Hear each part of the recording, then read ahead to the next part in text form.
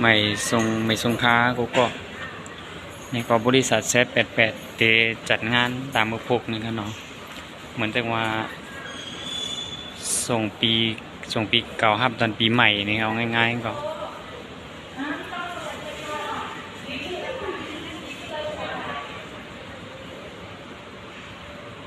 ไปที่อยู่กรุงเทพมือพกเพราะว่ายุดไหนมาค่ะเนาะเขาได้แจกของรางวัลเหมือนจะในแต่อะไรติดไม่ติดมือกูก็นะครับเนาะว่าคนที่เป็นสมาชิกครับได้สมาชิกคอมสอนนะครับเนาะสอนให้มาเขาก็แจกมันกูก็นะครับ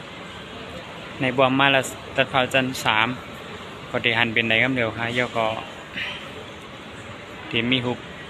ท่านประธานครับเดียวค่ะเจ้าของท่านประธานชายท่านประธานยิงก็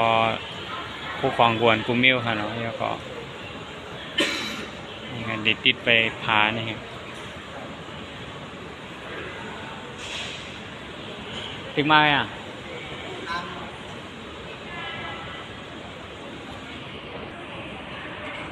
ไม่ค่ะเนาะ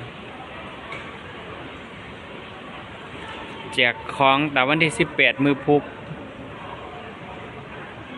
บริษัทแซด888นี่ก็ได้เป็นตั้งนี่เขาไปมาดิพวกแกติดเต็มปิ๊ก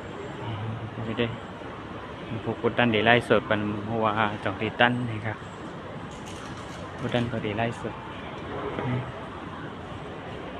ไปเยี่ยวดีขนาดนั้นเลยตั้งในได้น้อยมากในเปลี่ยนตั้งในค่ะในเป็นตั้งในเป็นตั้งนอก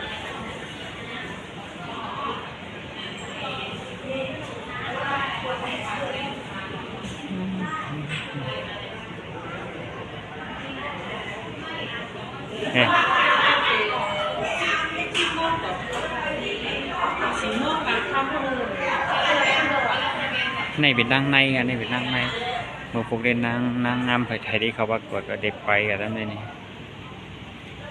มันก็เป็นก็ได้เป็นสมาชิกคนนึงมันนางเอเชีย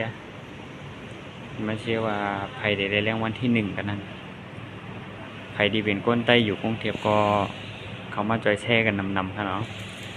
เพราะว่าก้นใต้เขาประกวดเกาป้อนะครับ